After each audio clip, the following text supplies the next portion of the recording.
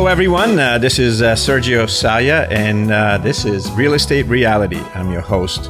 I'm a licensed real estate broker, builder, investor, and I'm sitting here with my beautiful daughter, Samantha. Say hi, Sam. Hey, everyone. We're coming to you live today from LI News Radio at MacArthur Airport. My name is Samantha Saya, and I am a licensed real estate broker and investor. So today's show, we will be talking about everything real estate, and we'll answer questions that some of our listeners have asked us. By the end of this show, we hope to have you convinced and reassured that real estate is the best investment and pathway to wealth. Wow, you're really eating your words today, aren't you? Are you excited to be on the show? Yes. Is that what it is? All right, so for me, the best pathway to wealth is real estate. That has worked for hundreds of entrepreneurs. That has worked for us, you and I, Sam, personally. And growing up, I never knew the power of real estate. You know what? I never knew the long-term benefits of owning real estate. But you know what? The more I got involved with the buying, the building, the renovating, and all these homes that started to go, back and forth in my life, I started to understand, the economics of it. Yeah, so real estate has been a great investment vehicle for us as a group. What are your thoughts as to why that is? Why? You got to ask me why? Seriously? So, yeah, it's owning real estate has incredible advantages, and I will lay it out for you. Some of those advantages are like, if you're a homeowner, owning a home is considered a forced savings. So what do you mean by that? Let's explain that a little better for our listeners. Well, can I tell you a story? As long as it doesn't involve you saying back in the day. Just kidding. Sorry. What do you mean back in the day? Everything happened back in the day. So in 1973, your grandmother and your grandfather, mommy's parents, they bought a house in West Babylon. They spent about, $34,000 for it. And they lived in the house for about, 25 years. And after 25 years, they received this notice from the bank. And you know how when you receive notices from the banks, everybody gets really scared. They don't know what you see this envelope and you say, what the hell is in this envelope, right? And, they struggled throughout their life. And there were times that it was very difficult for them. But their house was kept nice and clean. It wasn't updated. It wasn't glitzy, but it was a home. So the notice said that they now own their home free and clear. In other words, the mortgage had been satisfied. They were shocked beyond belief. They called everybody. Of course, they didn't ask me the question because I would have given them the simple answer. But they asked their, smart son, the son. Who was it? Uncle Vinny, right? Mm-hmm. And they called the bank. They had no idea what was going on. And the bank said, yeah. You guys paid off your loan. It was a 15-year loan. And they thought that this was a 30-year loan. So a few weeks later, they received the mortgage satisfaction and it was done. So you know what? After that, their life improved tremendously because now they weren't making those huge payments that normally would be associated with a 15-year mortgage. They no longer had to work 2 jobs each. So only grandpa got to work 2 jobs, grandma got to work 1 job. Things became a little bit easier. They started buying newer appliances for the house. Grandpa started buying, cars. They came in and came out. So their economic life changed for the better. But it gets even better than this, Sam, because, after grandpa died, grandma was alone. And so she decided to sell the house and go live with one of her daughters. And she sold the house and she netted 100% of what she sold it for. It was a great sacrifice for her to do this, to pay for this house. It had to be tough to feed 3 children with such a high mortgage payment, but they did it. I remember that. You negotiated a pretty good price for her. Yeah, so this is why people need to own a home. She walked away with about $400,000. It was all hers. And you know what? Having a 15-year mortgage, she saved a ton of money in interest. Had she rented the house and not owned the house, she probably would have wound up with nothing. Nothing. There are so many people that don't understand the benefits of homeownership. Some are nervous with making a big commitment. I get it. But look what it costs you. Due to the market, many of these people were priced out. A good example are those first-time home buyers that wanted to buy in the $400,000 range. That thought is now gone and out the window. Those same houses are no longer in that price range. They are like $500,000, that range. So it kicks out all those people that were planning on buying but never took the leap. For those looking now, the more time you take, the more money it ends up costing you. Think of buying a home as an investment. It'll appreciate over time. And that's the saddest thing for me. I hate to see people stuck on the sidelines. You know, those people that were looking for the houses and then the interest rates just priced them out. And now they're not able to get into a house because it's just, too darn expensive for them. So I want to speak to you guys directly, and I hope that you're listening to me, because if you don't own a home right now, you need to buy a home. You need to get yourself into a home. And I'm not saying that just because we represent a real estate brokerage, okay, that sells a lot of homes to first-time home buyers and upward mobility people. But you need to buy a home. You need to start building some equity right now. If you are tight, if you don't have enough money to buy a home right now, then you need to buy a home anyway, but think about what you're doing. You're going to buy a home that has an apartment in it so that you have the ability to rent, so that a potential rental will help you to subsidize the mortgage. Yeah, before I bought the house, it was costing me so much money with the taxes. Yeah. And after I bought the house, my tax returns started looking better. Do you know what I mean by that? Of course. Excuse me. Of course I do. It's due to the mortgage interest tax deduction. That's right. When you own a home, you can write off the mortgage interest tax. So when you do the taxes, you get to deduct the interest on the mortgage that you have already paid for that year. If you don't own a home, you don't get that deduction. Do you see where I'm going with this? Of course. And another benefit of owning a home here in New York is that if you own a rental property, all right, you get to depreciate that property year after year for 27 and a half years. The depreciation rate in New York is 3.63%. Okay. So as your home is actually appreciating in value, you're depreciating the earnings on it. Okay. So, for example, if you owned a rental house and it was worth $500,000, you would be able to deduct the total amount that it's worth minus the structure. So the land value might be $200,000, and you would be able to deduct $300,000 just for the structure at 3.63% per year for 27 and a half freaking years. And the typical response I get from explaining that to people is that they can't afford the house. What do you mean they can't afford it? They worry about the down payment and the closing costs. Okay. So when you rent a house like Joe does, right? What do you have to do to rent a house? What do you have to come up with? Down payment. Right. So when you rent a house and you have an upfront cost of you have security, you have a broker's fee, you have what's the other one? First month's rent, broker's fee, and security, right?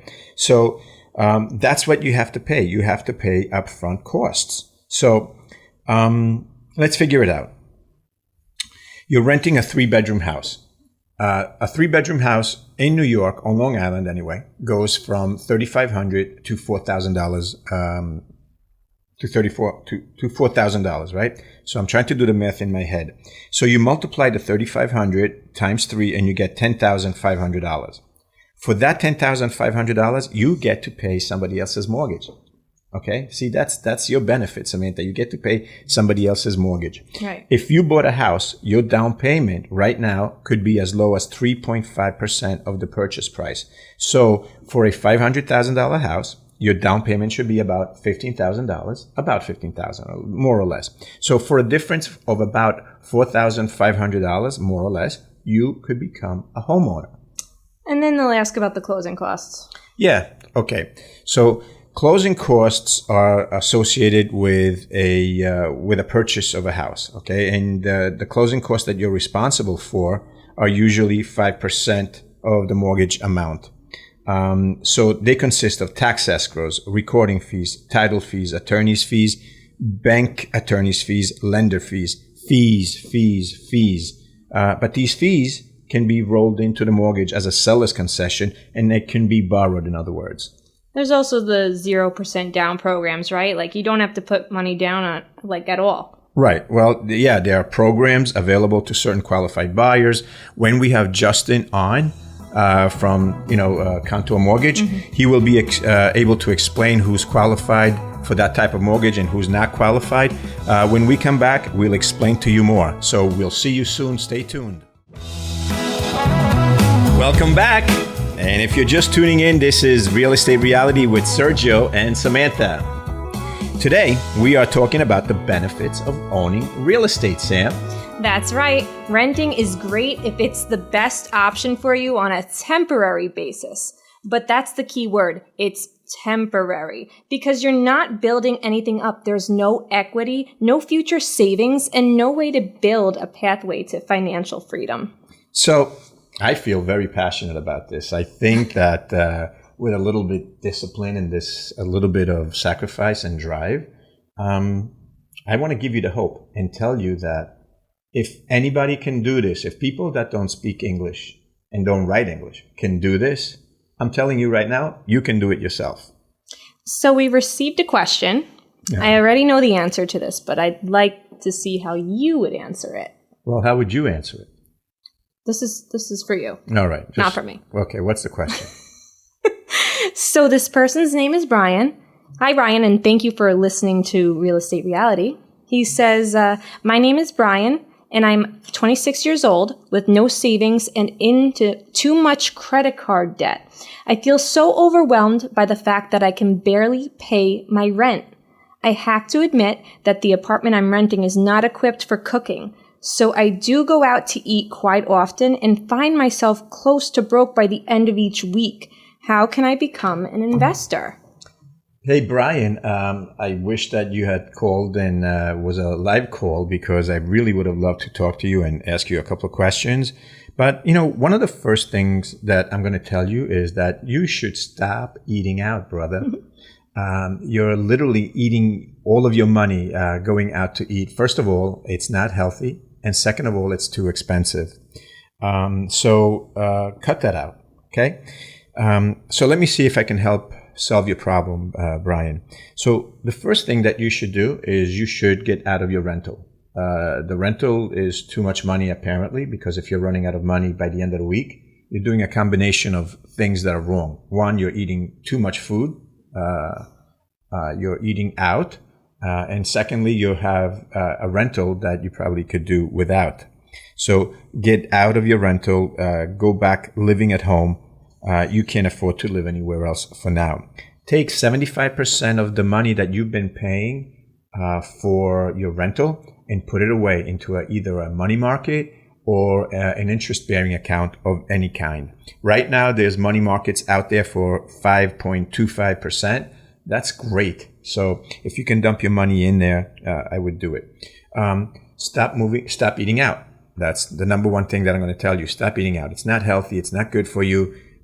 If you go back living at home, cook at home. You don't need anything because your parents already have everything. So the next thing that I'm going to talk to you about, Brian, is that you need to go bird dogging. This is what we discussed last week, bird dogging. Take your bike out, go riding in the morning around your neighborhood or other neighborhoods. Look for vacant homes or look for homes that are being under construction. If you see crews that are working at these homes, you go in there. You ask the people for the owner of the company. And then you go up to the owner of the company. You start a conversation with them and you say, hey, listen, I have houses that I'm looking to flip. I'm looking for an investor. Do you think that you would be interested in it? And I'm telling you right now that the contractor will be very, very interested and he will tell you yes. If not, contact us. I didn't say my phone number once today, right? So 631-236-8546. Okay. Ask for Sergio or ask for Samantha. We would love to buy houses that you bring us. Okay. So take all of his contact information. Now you have our contact information, Brian. So as you mentioned, if you saw last week's show, we spoke about bird dogging. Yep. This is the perfect activity for someone like you that doesn't have the resources today. Or ready for you. Bird dogging is the act of driving around and finding vacant homes. These homes are usually like in distress, in foreclosure, and ready for the taking. Contact the owner and tell him that you are interested in buying the house. That's right. You got to tell him you're buying the house. And I know what you're thinking, Brian. You're going to say, well, I have no money. Well, who cares? You don't have the money. You don't need to have the money. If the homeowner tells you yes, tell them that you'll put them in touch with your partner. And you know who your partner is? It's the contractor. Yeah, make sure that you have a written agreement for your services with the contractor. You need to protect your investment as well. So I hope that you're listening, Brian, or watching on YouTube, because we showed you one of the pathways to wealth that we have used in the past. And you know what? Another thing I want to talk about. Remember in the last show that we talked about syndication, Sam? Yeah. Well, I just received a copy of the Real Deal, which is an industry, I'm breaking everything down, which is an industry trade magazine. And in it, in the front cover, if you can see it, it's the syndicators. So this article in the magazine talks about the big syndicators. But the main theme of this article is that syndicators, they prey on unsuspecting people. Remember last week I told you, don't buy these crap platforms. Don't buy these programs. These are for desperate wannabe investors. And this is what's been pissing me off about this. They're taking advantage of desperate people like Brian and like other people that think that they're going to get rich quick. And in my opinion, they're ripping them off. Yeah, let me see that. Okay. So that's the paper, and there's also another interesting article there about brokers getting sued again for discrimination. First, it was here on Long Island, and now it's in New York City. This is that Brad guy. He calls himself the apartment king. Yeah. So listen to this. 2 years ago, when the multifamily market was on fire, Brad had the receipts to prove it. Brad would regularly parade star pupils on stage who'd banked stunning returns, according to some students. Over the past 6 months, that success story has unraveled. This spring, Brad alum Jay Gahavelli lost millions of dollars of investors' money after buildings bought through his Appleways investment group fell into foreclosure. His foundation's program cost $8,000 for 18 training modules, a Facebook group of over 1,000 members, and a few networking events. Personal mentoring with Brad's coaches runs about $30,000. At one point, students say they could buy one-on-one coaching with the guru himself for $100,000. $100,000. I think that we should go into that business, Sam. Yeah. Anyway, so this type of syndicating they're talking about is for the big guys. This is syndication at this level is done through the Security and Exchange Commission. These are 506B offerings, which are regulated by the Security and Exchange Commission. And you have to be an accredited investor. To be an accredited investor, you have to invest a minimum of $50,000 to $100,000. So I'm talking about the syndication that I'm offering you that you should do is one house at a time. We spoke last week about a $500,000 house. Remember? Yep. So I do remember, actually. It's the house you went with Allie in Selden. You scared her half to death because she had a rat was running past her foot. You told her that, and she nearly dropped the camera. It was kind of funny. Yeah, it was funny. So in Selden, we had this client who was a probate client. It was an estate. They didn't really know what they wanted to do. So we started negotiating with the bank, and we decided to buy the house and take it off of his hands. And I got investors together. I did a small syndication deal where I gave them 50% equity in the deal. So what wound up happening is that they made a 30% return on their money in 3 months. Okay. We flipped the house to a wholesaler, and he sold the house, but we made $100,000 in total, and on a house that should have been probably condemned. Yeah, that's crazy. So we did a great job there. You negotiated that short sale. Right. We made a ton of money. And that's what syndication is all about. My investors made 360% return on their money. Pretty damn good, right? Yeah, not bad. So as we are drawing close to our show, I want to remind you that you can catch reruns of this show on YouTube. And the reruns are on Friday and Sunday right here on 103.9 FM, LI News Radio. Don't forget to give us a thumbs up and subscribe to our channel so you know when the newest episode comes out. If you want to give us a follow, it could be on RE Realty New York on Facebook, X, and Instagram. We'll be back next week. Bye.